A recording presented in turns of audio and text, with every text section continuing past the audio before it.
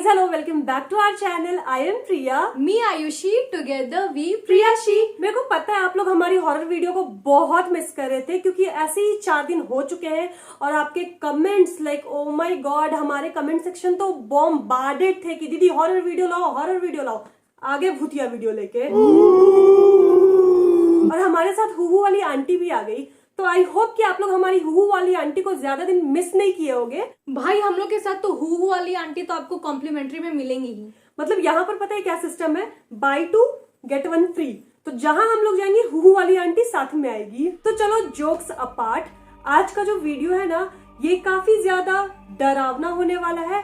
साथ ही साथ एक चीज बताना चाहते हैं हम लोग आपको। मजाक मजाक में हम लोग अपने दोस्त यार या भाई बहनों को बोल देते हैं ना, अरे चुड़ैल क्या कर रही है। पर आपने कभी सोचा है क्या कि जब इस चुड़ैल का एनकाउंटर रियल लाइफ में आपके साथ होगा तो आपके साथ क्या क्या हो सकती है, और ये जो चुड़ैल है ये कितनी ज्यादा डेंजरस साबित हो सकती है।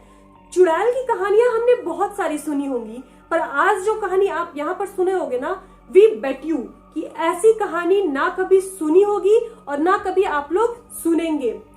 तो जो चुड़ैल है ना होती तो बहुत खतरनाक है, और अगर ये चुड़ैल अपना बदला लेने पर आ जाए ना तब ये किस हद तक जा सकती है ना वो आज इस वीडियो में पता चलेगा। और मान लो आपने उस चुड़ैल से पंगा लिया तो चांसेस है कि आप बच सकते हो, और गलती से भी अगर आपने उसके बच्चे के साथ पंगा ले लिया ना तो फिर तो भाई साहब ब्रह्मा विष्णु महेश भी मिल करके आपको उस चुड़ैल से नहीं बचा सकते। तो बस सस्पेंस बहुत हो गया। मेरे को पता है इतना सारा सुनकर ही आप लोग का कलेजा धुकुर धुकुर कर रहा होगा, क्योंकि हमारा तो ऑलरेडी कर रहा है कहानी सुनाने से पहले ही। तो इस सस्पेंस की धारा को तोड़ते हुए कहानी की शुरुआत करते हैं। तो आज की जो कहानी है ना वो हमारी एक बहुत ही प्यारी सी सब्सक्राइबर की है। मतलब सब्सक्राइबर की कहानी नहीं है, सब्सक्राइबर की मम्मी की कहानी है, और ये कहानी है 1982 की। समझ सकते हो 1982 बहुत पुरानी बात है, ठीक है। तो हमारी जो सब्सक्राइबर है उनका नाम हम लोग रख देते हैं स्वीटी। काल्पनिक नाम, इसका वास्तविकता से कोई संबंध नहीं है। तो हमारी जो सब्सक्राइबर है ना स्वीटी, उनकी मम्मी का घर धनबाद के एक छोटे से जिले में है, ठीक है। तो जब उनकी मम्मी छोटी थी, मतलब उनकी मम्मी का जन्म आई थिंक 1976 के आसपास हुआ होगा, तो 1982 आते आते उनकी मम्मी की उम्र 7-8 साल हो चुकी थी। और उनकी जो मम्मी है ना बचपन से ही माय गॉड इतनी चंचल कि क्या बताएं। मतलब कि छोटा शिनचैन समझ लो इनकी मम्मी को। तो जो चंचल बच्चे होते हैं ना उनसे ना अक्सर एक जगह टिका नहीं जाता, वो हमेशा कूद फांद छलांग वगैरह करते रहते हैं। तो यही इनकी मम्मी की भी आदत थी। घर वाले समझा समझा के परेशान हो गए थे कि बेटी इतना मत कूदो, चोट लग जाएगी, पर बेटी मानने वाली कहाँ है। तो चलो अब आते हैं मेन कहानी पर। उनकी मम्मी 7-8 साल की थी, और 7-8 साल की उम्र में वो स्कूल जाना शुरू कर चुकी थी, और उनका जो स्कूल था ना उनके घर से 5 मिनट की दूरी पर था। और सिंस की वो एक गांव से बिलोंग करती थी, तो आप लोगों को तो पता होगा कि जो गांव होते हैं ना हर 2 कदम पे आपको बागीचा देखने को मिलेगा। और उनकी मम्मी के घर और स्कूल के बीच में भी 2-3 बागीचे तो आ ही जाते थे। मतलब जो बागीचे की सड़क थी वो ऑब्वियसली पक्का नहीं होगा, मिट्टी का सड़क था, ठीक है। और सिंस की स्कूल और घर के बीच में ज्यादा दूरी नहीं थी, और बच्चे तो बागीचे में खेलने जाते ही थे। रास्ता अननोन था नहीं, रास्ते से बच्चे भली भांति वाकिफ थे। तो बच्चे क्या करते थे, मोहल्ले के 6-7 बच्चे मिल लेते थे और साथ में मंडली बनाकर एक साथ स्कूल जाते थे, और छुट्टी होने के बाद साथ में एक साथ अपने अपने घर आ जाते थे। तो एक बार की बात है, स्कूल की छुट्टी हो चुकी थी। स्वीटी की मम्मी जो है ना स्कूल से लौट रही थी, और बच्चों में क्या होता है छुट्टी हो जाती है तो घर जल्दी पहुंचना है। तो सब में कंपटीशन लग चुका था कि कौन कितनी जल्दी दौड़ करके घर पहुंचेगा। और उनकी मम्मी जो कि बहुत ज्यादा चंचल थी और उनमें तो एक्स्ट्रा एनर्जी थी भाई, तो वो बहुत तेज दौड़ी थी। और दौड़ते दौड़ते क्या हुआ ना, उस बागीचे में ही जब वो पहुंची तो उनको क्या लगा कि उनका पैर किसी बहुत स्पॉन्जी चीज पर पड़ा। तो उनकी मम्मी 2 सेकंड के लिए रुक गई। रुक कर उन्होंने देखा कि क्या है नीचे, पर नीचे कुछ था ही नहीं। उसके बाद उनकी मम्मी को डाउट हुआ कि अभी तो कुछ था, मेरे को तो स्पॉन्ज फील हुआ। उन्होंने क्या किया, वापस से उसी जगह पर कूदा। उनको फिर स्पॉन्ज फील हुआ, फिर उन्होंने नीचे देखा, फिर कुछ नहीं है। फिर बच्चे का दिमाग उन्होंने उतना नहीं सोचा, और उसके बाद वो आगे बढ़ गई, घर तो पहुंच गई वो, ठीक है। उसके बाद क्या हो गया ना, उनके बिहेवियर में सडन चेंज आ गया। अब वो क्या करती थी ना, दिन भर हंसते रहती थी। अगर सुबह में सो के उठ रही हैं तो भी हंस रही हैं, ब्रश कर रही हैं तो भी हंस रही हैं। मतलब भाई सुबह उठने से लेकर के रात के सोने तक उनकी जो हंसी थी वो बंद होने का नाम ही नहीं लेती थी। घर वालों ने सोचा ये क्या कर रही है। उसके बाद क्या होता है ना, उनकी जो हंसी थी ना हल्की सी वियर्ड हो चुकी थी। एक बोलते हैं ना, उनकी आवाज में ना बहुत ज्यादा श्रिलनेस आ चुकी थी। उनका जो पिच था ना बहुत ज्यादा पतला हो चुका था, और जब वो हंसती थी ना तो एक बच्चे की हंसी की तरह क्यूट नहीं लगता था, बल्कि कानों में चुभता था। तो इस चीज पर ना उनकी दादी को डाउट लगा। तो उनकी दादी ने सोचा कि ऐसे क्यों हंस रही है। उसके बाद उनकी दादी ने उनकी मम्मी से कहा, अच्छा बहू, इस बिटिया की हंसी तुमको ज्यादा अजीब नहीं लग रही है क्या? तो उनकी मम्मी ने कहा कि माँ जी, बच्ची है, आवाज बना बना के हंसती होगी, अभी तो खेलने कूदने का उम्र है, क्या ज्यादा सोच रही है, इतना मत सोचिए आप। तो सबने बात को इग्नोर कर दिया। अब दूसरी वियर्ड चीज देखो, ये भी चीज ना उनकी दादी ने ही नोटिस किया। कहते हैं ना कि घर के बड़े बुजुर्ग इन सब चीजों पर बहुत ध्यान देते हैं। उनकी दादी ने क्या देखा कि वो जो उनकी पोती है दिन भर अकेले कमरे में रहती थी। जो बच्ची एक पल के लिए भी स्थिरता से बैठ नहीं सकती थी एक जगह, जो दिन भर अपने दोस्तों के साथ बागीचे में खेलती थी, जिसे मार मार के घर लाना पड़ता था, अब वो बाहर खेलने नहीं जाती थी। अब वो दिन भर एक कमरे में बैठ करके अकेले ऐसे हिलते रहती थी, और साथ ही साथ ना ऐसा फील होता था जैसे ना अपने लैप पर उसने कुछ बिठाया हुआ हो, और उसको वो ऐसे ऐसे टैप करती थी, जैसे बच्चे के सर पे हम लोग सुलाते हैं तो करते हैं, वैसे टैप करती थी। और साथ ही साथ लोरी भी गाने लगी थी। और जब वो लोरी गाती थी ना तो एग्जैक्टली वो लोरी उतनी ही इरिटेटिंग थी जितनी उनकी हंसी हुआ करती थी। मतलब कानों में वो चीज चुभता था। तो फिर सबने क्या सोचा, छोड़ो, घर घर खेलती होगी। तो अब जब 4-5 दिन बीत गए ना, और 4-5 दिन में सबने देखा कि ना उसको खाने का सुध है, ना उसको खेलने का सुध है, ना नहाने का सुध है, वो बैठकर दिन भर बच्चे को खिलाते रहती थी। तो एक बार की बात है, उनकी मम्मी ने सोचा ना ये 3-4 दिन से ना एक ही गेम खेल रही है, बच्चा बुद्धि है, कहीं इसके दिमाग पे ज्यादा असर ना पड़ जाए। तो सोचा उन्होंने कि चलो इसको रूम से निकालते हैं, घुमाने के लिए बाहर ले जाते हैं। उसके बाद उनकी मम्मी उनके पास जाती है और हाथ पकड़ करके उठा के बोलती है कि चलो बेटा, चलो तो आज बाहर खाना वाना खा लो, उसके बाद हम लोग चलेंगे मार्केट, तुमको जो खरीदना है ना खरीद देंगे। तो वो चिल्लाकर पता है क्या बोलती है कि तुमको दिख नहीं रहा है मेरा बच्चा रो रहा है, इसको दर्द हो रहा है, और तुम हमको मार्केट ले जाओगी? तो इसके बाद उनकी मम्मी वाज लाइक शॉक्ड, कहाँ बच्चा, कौन सा बच्चा? तो फिर उनकी मम्मी ने बोला कि कहाँ है बच्चा? तो बोलती अंधी हो क्या, दिख नहीं रहा है मेरे बच्चे को, कितना चोट लगा है?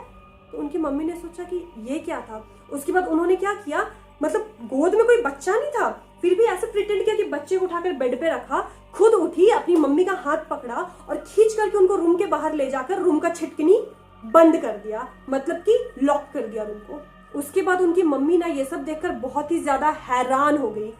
उन्होंने सोचा कि भाई कुछ तो गड़बड़ है, क्योंकि मैं अपनी बेटी को जानती हूँ, ये ऐसी बिल्कुल भी नहीं है, और जितना एग्रेशन आज इसने दिखाया है ना, ये एग्रेशन पता नहीं कहाँ से आया है। उसके बाद उनकी मम्मी उनकी दादी के पास जाती है और दादी के पास जाके बोलती है कि माँ जी, आपको जो पिछली बार शक हुआ था ना, वो कहीं ना कहीं सच है। और फिर अपनी सास को सारी कहानी बताती है जो उनके साथ हुई थी। उसके बाद उनकी सास ने बोला, बहू मैंने तो कहा था, पर अभी भी ना किसी ने नहीं सोचा कि यहाँ पर भूत पिचाश का चक्कर हो सकता है। अभी भी सब क्या सोच रहे थे ना कि मे बी इसको कहीं कुछ दिमागी बीमारी होगी। उसके बाद उस बच्ची के पापा से सारी बातें कही गई और उनके पापा उनको ले करके गांव के ही एक डॉक्टर के पास जाते हैं। डॉक्टर को भी लगा कि ये दिमागी बीमारी है और उसको जो समझ में आया होम्योपैथी दवाई डॉक्टर ने दे डाली। अब घर आके बच्ची दवाई खाए ना, किसी की बात माने ना, अगर आप उसको जबरदस्ती दवाई खिलाने की कोशिश करोगे ना तो ऐसा लगता था ना कि वो आपका कत्ल कर देगी। फिर भी सबने सोचा कि छोड़ो, बच्ची है, ज्यादा प्रेशराइज नहीं करते हैं, धीरे धीरे समय के साथ ठीक हो जाएगी। उसके बाद क्या हुआ ना, उनकी हालत में कोई सुधार नहीं हुआ। अब देखो, इसके अलावा उनको नई नई आदतें लग गई। अब वो आदत क्या थी देखो, इन्होंने खाना पीना कंप्लीटली छोड़ दिया था। स्वीटी ने बताया कि उनकी जो मम्मी थी ना, शुरू से ही दुबली पतली थी, पर उस इंसिडेंट के बाद ना, कैसे हम लोग बोलते हैं कोई बच्चा जो पूरा कुपोषित हो जाता है, लगता है उसे कभी किसी ने खाना दिया ही ना हो, बिल्कुल माल न्यूट्रिशन वैसी हो गई थी। मतलब उनकी हड्डियां दिखती थी, उनका जो रिबकेज था ना वो पता चलने लगा था। अब जो उनका शरीर था ना पूरा पीला पड़ चुका था। इसके अलावा देखो क्या होता था, जब रात में वो सोती थी ना, अचानक से उठ के जोर जोर से हंसने लगती थी। बाल कभी नहीं बांधती थी, बालों में तेल कभी नहीं लगवाती थी। उसके बाद वो ना अपने आप को नुकसान पहुंचाती थी, अपने गर्दन को अपने नाखूनों से ऐसे खरोचती थी। मतलब उनका बदन देख करके लगता था ना कि पूरा बदन नोचा हुआ है। साथ ही साथ ना वो अपने पैर के नाखूनों को खाया करती थी। लाइक पैर के नाखूनों को कौन खाता है? ये सब देखकर ना उनकी दादी ने बोला कि भाई ये कोई मानसिक बीमारी नहीं है, क्योंकि ये सब जो लक्षण है ना, ये किसी इंसान के लक्षण तो नहीं है। उसके बाद क्या हुआ ना, उनकी दादी ने बोला कि भाई एक बार ओझा से दिखवा लो, कुछ ना हो तो बहुत बढ़िया, लेकिन मेरे को तो 100% डाउट है कि ये कुछ न कुछ भूत पिचास वाला ही चक्कर है। फिर आसपास के ऐसे ही छोटे मोटे ओझा को बुलाया गया। ओझा ने जैसे ही उसको देखा ना, दूर से ही देख करके कह दिया, भाई ये तो हमारे कंट्रोल में नहीं है, मुझसे नहीं होगा, मैं नहीं अंदर जाऊंगा, अदरवाइज मेरी भी हत्या हो जाएगी। तो आप लोग देख लो, किसी बड़े बाबा को दिखा दो, मैं जा रहा हूँ यहाँ से। ऐसा कहते ही ओझा घर के द्वार से ही भाग गया। उसने घर के अंदर एंट्री भी नहीं ली। उसके बाद जो शक था ना सबको, अब ये क्लियर हो चुका था। स्वीटी के परनाना, जो कि आज इस दुनिया में नहीं है, वो अपने समय के बहुत बड़े ज्योतिष थे, ठीक है। तो उनको सारी बातें बताई गई। उसके बाद उनकी पहुंच बहुत दूर दूर तक थी। तो उन्होंने एक बहुत बड़े पंडित जी से कंसल्ट करवाया, और वो जो पंडित जी थे ना, वो बोकारो में रहते थे। अब देखो, जो स्वीटी की मम्मी है वो है धनबाद में, पंडित जी है बोकारो में। तो बेसिकली इनको धनबाद से बोकारो ले जाना था। लेकिन धनबाद से बोकारो ले जाने के बीच में ना एक पुल आता है जिसका नाम है गारगा पुल। और जो लोग उधर गए होंगे उन्हें ये चीज पता होगी कि गारगा पुल है ना, उसके नीचे से दामोदर नदी बहती है, और हम हिंदुओं में उस नदी को बहुत पवित्र माना जाता है। तो जो गारगा पुल है ना, उसके एक साइड मंदिर है जहाँ की बहुत पूजा पाठ होते हैं, और दूसरे साइड शमशान घाट है। सबने डिसाइड किया कि बच्ची को ले जाया जाएगा बोकारो। अब देखो, इस बीमारी का इलाज तो मिल गया था, लेकिन आपको लगता है क्या कि वो चुड़ैल इतनी आसानी से पंडित जी के पास जाने देगी उस बच्ची को? आगे क्या क्या होता है वो आपको रानी बताएगी। तो यहाँ पर उस बच्ची के पापा ने सोचा कि अब इसे जल्द से जल्द बोकारो ले जाते हैं, क्योंकि सच में बताए तो उस बच्ची की हालत बहुत ज्यादा खराब हो गई थी। ऐसा आप समझो कि उस बच्ची के शरीर पे उसका कंट्रोल ही नहीं था। तो उसके पापा ने अपनी बाइक निकाली कि जल्दी से जल्दी हम इसको लेके बोकारो जाते हैं। और जैसा कि दीदी ने बताया कि धनबाद से बोकारो जाने के रास्ते के बीच में एक बहुत ही बड़ा पुल पड़ता था, लेकिन जो वो पुल था ना, वो दो बड़े घने पहाड़ों के बीच से होके निकलता था। तो उस बच्ची के पापा ने अपनी बाइक निकाली, बीच में बच्ची को बैठाया और सबसे पीछे उसकी मम्मी बैठी। लेकिन यहाँ पर मेन जो अड़चन था वो था दामोदर नदी, क्योंकि हमारे हिंदुओं में उसकी बहुत ज्यादा पूजा की जाती है और चुड़ैल उस चीज को क्रॉस नहीं कर सकती थी। तो वो यहाँ पर अपना दिमाग क्या लगाती है, वो बच्ची या तो कभी बाइक का चाबी छुपा देगी और गाड़ी में बैठने के साथ अपने पापा को धक्का देने लगती थी कि मान लो एक्सीडेंट हो जाए, कैसे भी मतलब कि हम लोग बोकारो ना जाए। अपनी माँ को कभी धक्का दे देगी कि माँ मेरी गिर जाए रोड में। कभी कभी हिलने लगती थी गाड़ी में जोर जोर से कि बाइक डिसबैलेंस होके एक्सीडेंट हो जाए। तो अब उस बच्ची के पापा को ये तो पता चल गया था कि वो ये सब नाटक कर रही है ताकि बोकारो हम लोग ना जा पाए। लेकिन उसके पापा यहाँ पर उससे ज्यादा ढीठ, उसने निकाली अपनी 4 पहिया गाड़ी में बच्ची को बैठाया, सीट में ही अच्छे से उसे बांध दिया कि अब ये कुछ हरकत तो करेगी नहीं, और इसे बोकारो ले जाया गया। इस बार क्या हुआ कि जैसे ही उस गारगा पुल को पार करने का समय आया ना, उस चुड़ैल ने उस बच्ची को छोड़ दिया, यानी कि उसके बॉडी से निकल के वही रोड के सामने बैठ के वेट करने लगी कि कब वो बोकारो से आएगी और कब हम फिर इसके शरीर पे हावी हो जाएंगे। वो 4 से 5 घंटा आराम से बैठ के वेट कर रही थी कि कब स्वीटी की मम्मी आती है और कब हम फिर इसके शरीर पे हावी होते हैं। यहाँ पर उसकी मम्मी को बोकारो ले जाया गया। पंडित जी ने देखा, पंडित जी ने देखने के साथ बोला कि नहीं, ऐसा तो कोई बात नहीं है, ये तो ठीक है, लेकिन फिर भी थोड़ा बहुत जो भी अगर हवा लगी भी होगी तो हम थोड़ा बहुत झाड़ फूक कर दे रहे हैं, इसमें ऐसा कोई भूत प्रेत का साया है नहीं। तो झाड़ फूक जो भी थोड़ा बहुत हुआ, उसके बाद वो लोग अपने घर धनबाद लौटने लगे। लौटने के साथ ही जैसे ही पुल का रास्ता खत्म हुआ, वैसे ही वो बच्ची जो शांत हो गई थी फिर से खिलखिला के हंसने लगी। अपने आप में ऐसी ऐसी हंसी हंस रही थी ना कि समझो कि दूसरों का मजाक उड़ा रही है, दूसरे को देख के ये फील करवा रही है कि अरे हम तो कितना बड़ा काम कर लिए हो। फिर उस बच्ची के मम्मी पापा को लगा कि अभी तक ये शांत हो गई थी, हम लोग को लगा कि पंडित जी ने देख लिया, इसे अच्छी तरह से एग्जामिन कर लिया, फिर दोबारा से ये सब हरकतें। घर गई, घर जाने के बाद भी यही सब नाटक, अब करे तो करे क्या। फिर बच्चे के पापा ने सोचा कि कोई बात नहीं, एक बार में शायद झाड़ फूक से ठीक नहीं हुआ होगा, एक दो बार इसे और बोकारो ले जाते हैं, पंडित जी को दिखाते हैं, शायद ठीक हो जाए, शायद कुछ असर कर जाए। फिर सुबह सुबह गाड़ी से वो लोग बोकारो की ओर रवाना हुए। वो पुल को पार करने से पहले तक वो बच्ची जितनी ज्यादा अग्रेसिव रहती थी, पुल को पार करते ही इतनी ज्यादा शांत हो जाती थी ना कि समझो कि एक स्थिर नदी। पंडित जी को दिखाया जाता है, पंडित जी बोलते हैं बच्ची तो पूरी तरह से ठीक है, पर ऐसा हो क्या रहा है कि पंडित जी के हाथ में कुछ सबूत नहीं आ रहा है। मतलब पंडित जी भी यहाँ पर बहुत ज्यादा कंफ्यूज हो गए थे कि यार ये क्या हो रहा है, ये मेरे साथ कौन सा गेम खेला जा रहा है, आंख मिचौनी का खेल खेला जा रहा है कि घर में ये अजीब सा बिहेव करने लग रही है, पर मेरे पास आते आते ये बच्ची तो एकदम नॉर्मल हो जा रही है, जैसे कि कुछ हुआ ही ना हो। लेकिन पंडित जी भी यहाँ पर बहुत ज्यादा पहुंचे हुए थे। मन में उन्होंने भी सोच लिया था कि अगर कोई साया मेरे साथ ऐसा आंख मिचौनी का खेल खेल रहा है तो हम तो बेटा सवा शेर है, तुमको देखो कैसे हम चकमा देते हैं। सीआईडी में देखा है ना कि दया कुछ तो गड़बड़ है। यहाँ पर पंडित जी क्या बोलते हैं कि अब आप मेरे पास मत आओ, हम आपके घर आते हैं, सरप्राइज देते हैं और देखते हैं कि आखिर ऐसा मैटर क्या है, हम भी जरा समझें। अब यहाँ पर 2-3 दिन बाद पंडित जी उनके घर पहुँचते हैं। घर पहुँचते के साथ ही जैसे ही उन्होंने उस बच्ची को देखा, देखने के साथ बोला कि अच्छा अब तू पकड़ में आई है, तो ये सीन है। जैसा ही पंडित जी ने ये वर्ड बोला ना, उस बच्ची ने उस बात को सुन के एक एविल स्माइल पास किया कि बेटा तुम मेरा कुछ नहीं बिगाड़ सकता, और वो अपने रूम में चुपचाप से चली गई। अब यहाँ पर शुरू होता है असली खेल।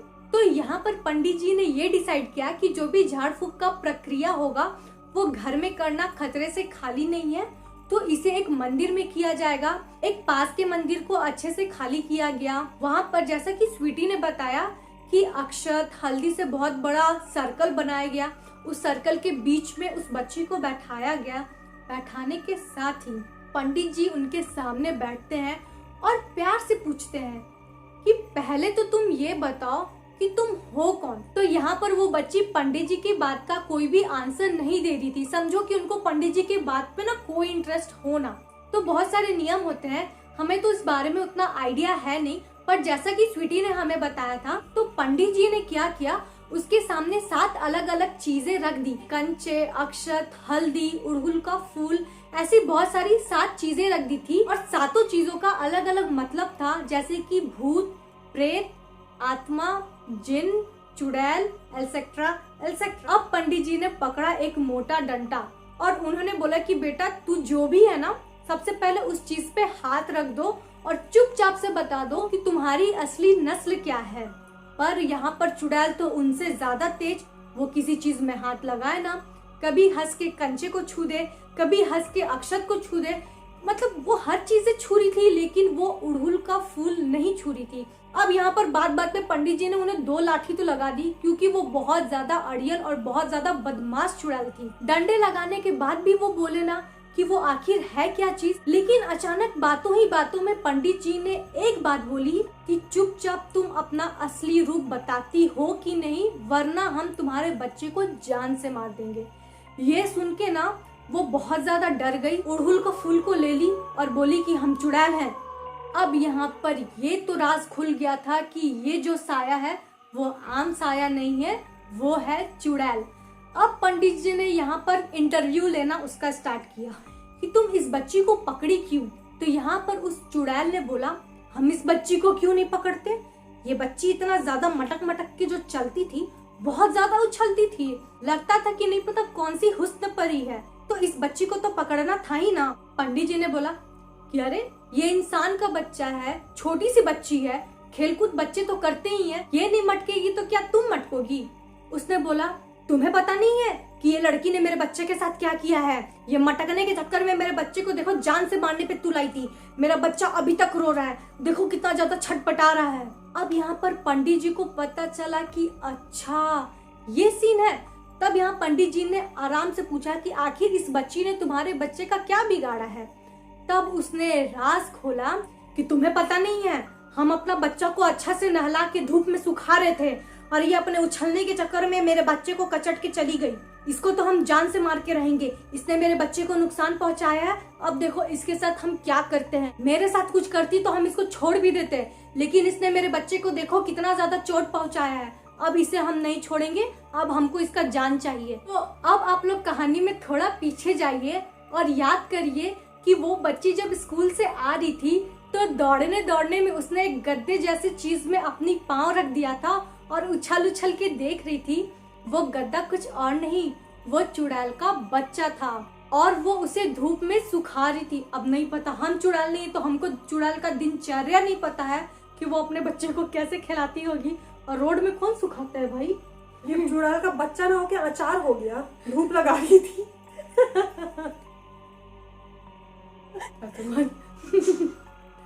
सॉरी चुड़ैल जी। चाची सॉरी चुड़ैल चाची, आपकी बच्चा मेरा खुश रहे। तो छोड़ो, हंस के हमने थोड़ा सा माहौल लाइट कर दिया कि अगर आपको डर लग रहा होगा तो डरो मत, क्योंकि अभी सस्पेंस बाकी है।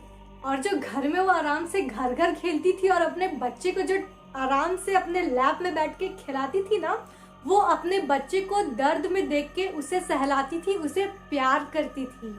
और यहाँ पर इसी गुस्से से उसने उस बच्ची को पकड़ लिया था कि हम अपने बच्चे के जान के बदले इसका जान लेके जाएंगे ही जाएंगे। अगर वो चुड़ैल चाहती तो उस बच्ची को बहुत आसानी से मार सकती थी, लेकिन यहाँ पर उसका बच्चा जिंदा था, दर्द में तड़प रहा था, इसीलिए चुड़ैल ने उस बच्ची को धीरे धीरे तड़पा तड़पा के मारने का ठान लिया था।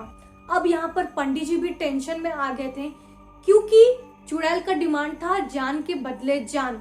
तो यहाँ पर पंडित जी ने बोला कि हम तुमको इस बच्ची का क्यों जान दे। तो वो चुड़ैल क्या बोलती है, ठीक है, हमको इस बच्ची का जान नहीं चाहिए, इसकी बहन का जान हमको लाके दो। वो चुड़ैल बहुत ज्यादा पावरफुल और बहुत ज्यादा ढीठ और बदमाश जो बोलते हैं ना, जिद्दी थी।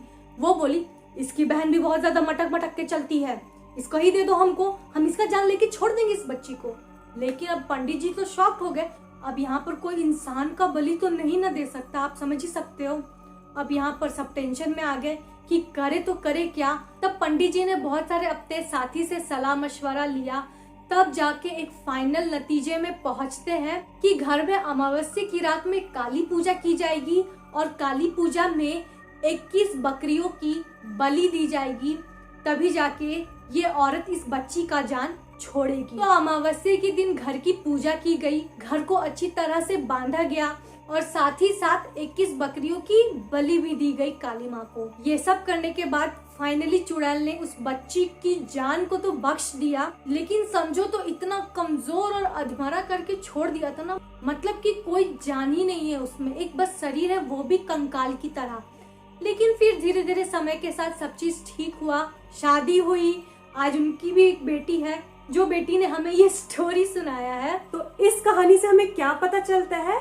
यही पता चलता है कि बच्चा चाहे इंसान का हो या चुड़ैल का हो, ममता तो सबको उतनी ही होती है। तो भले माँ से पंगा ले लेना, लेकिन माँ के बच्चे से पंगा मत लेना।